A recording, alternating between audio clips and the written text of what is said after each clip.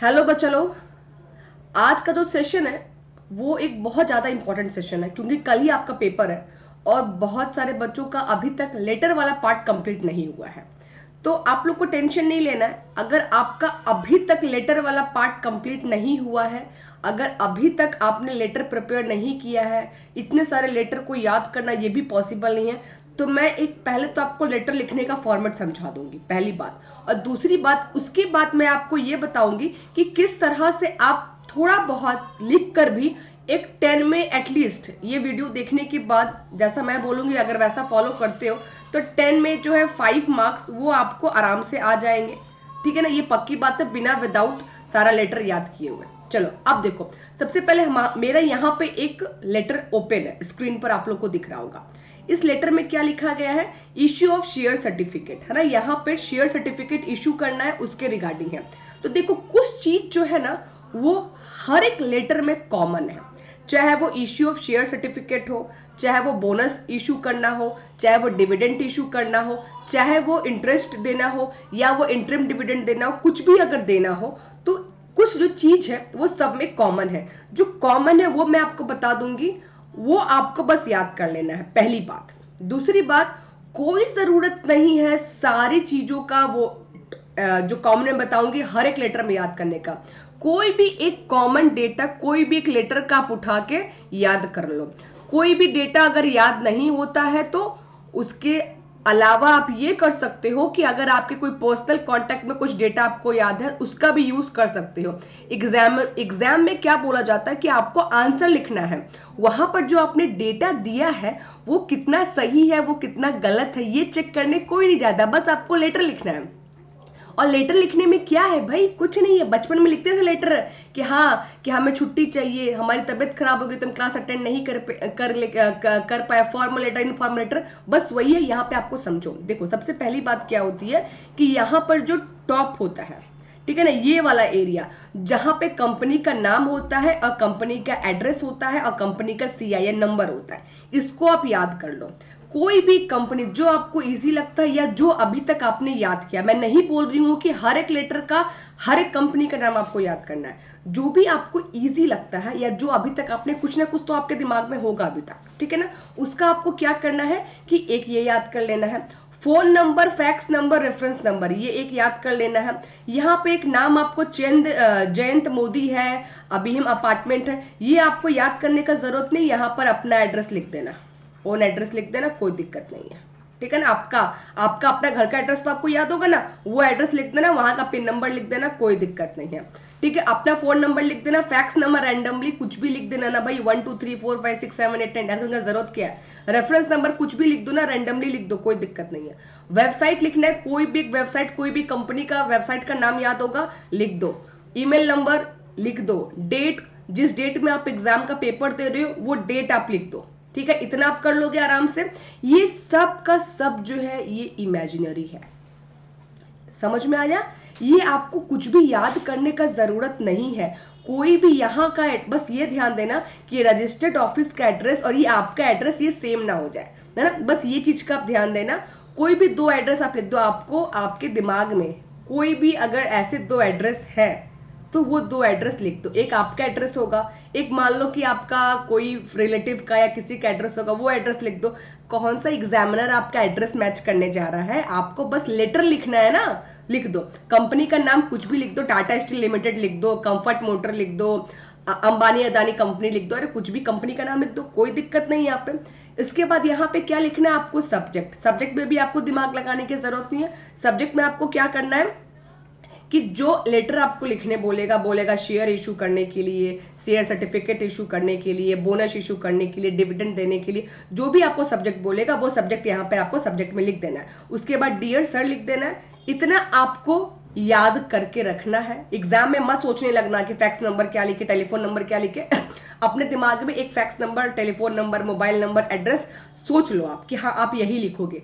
कोई भी लेटर आएगा यही वाला आप लिख देना, ठीक है, समझ में आ गया। दो लेटर लिखने आएंगे, दोनों में सेम सेम मत लिख देना। कंपनी का नाम यहाँ पे चेंज करना, थोड़ा बहुत एड्रेस चेंज कर देना, वो स्मार्टली प्ले करना, है ना। इसको हम बोलेंगे क्या, स्मार्टली प्ले करना। अब रटने का, पढ़ने का टाइम चला गया है। अब आपको समझना है और चीजों को अप्लाई करना है।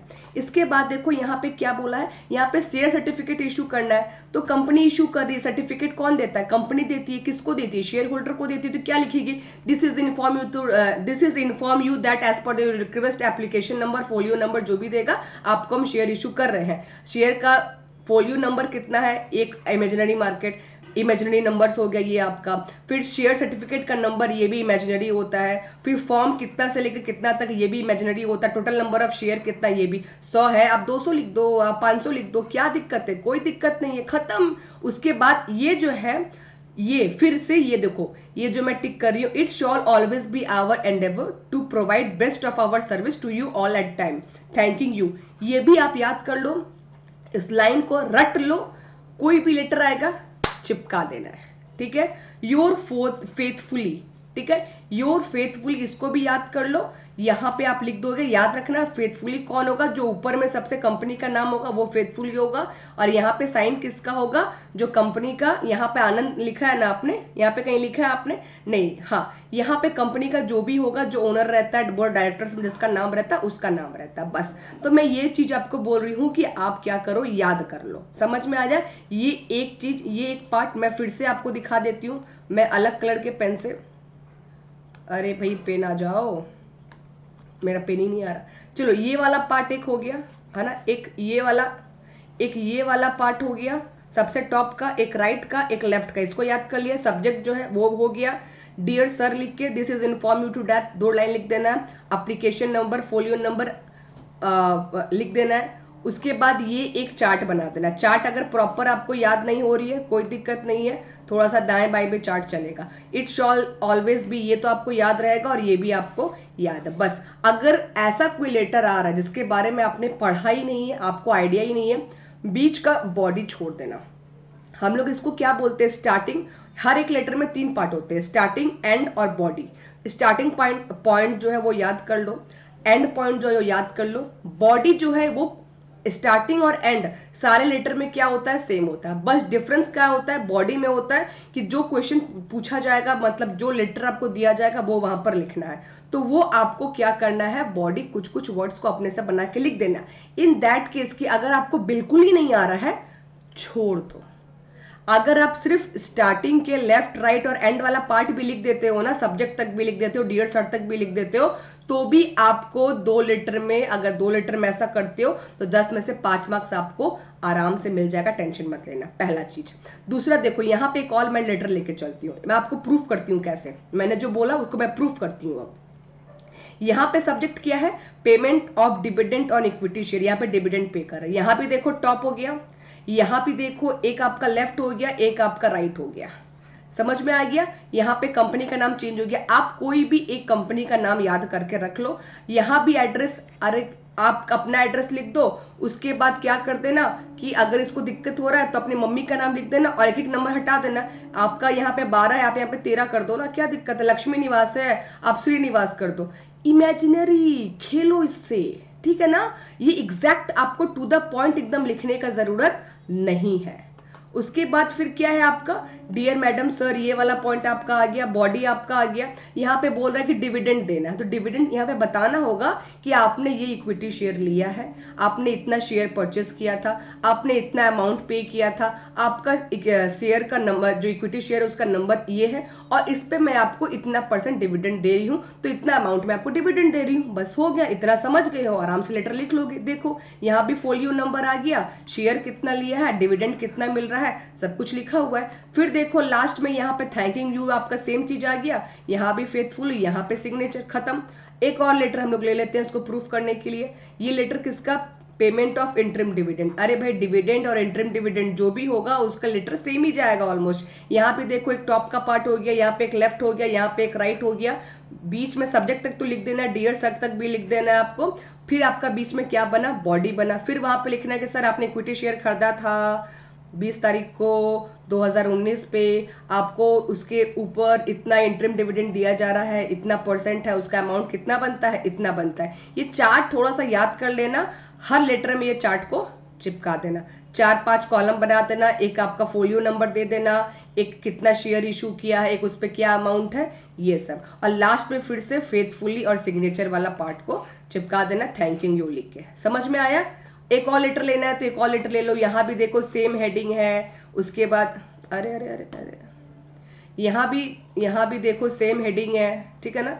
यहाँ भी देखो सेम हेडिंग हो गया आपका, ये लेफ्ट वाला पार्ट हो गया, ये राइट वाला पार्ट हो गया, यहाँ पे सब्जेक्ट आ गया, बोनस शेयर इशू करना है, फिर डियर सर मैडम हो गया, फिर यहाँ पे चार्ट आ गया। तो हमको बॉडी में चार्ट याद कर लेना है, टॉप लेफ्ट राइट, और एंड में थैंकिंग यू बोलकर क्या कर देना, फेथफुली यहाँ पे लिख देना है, बस।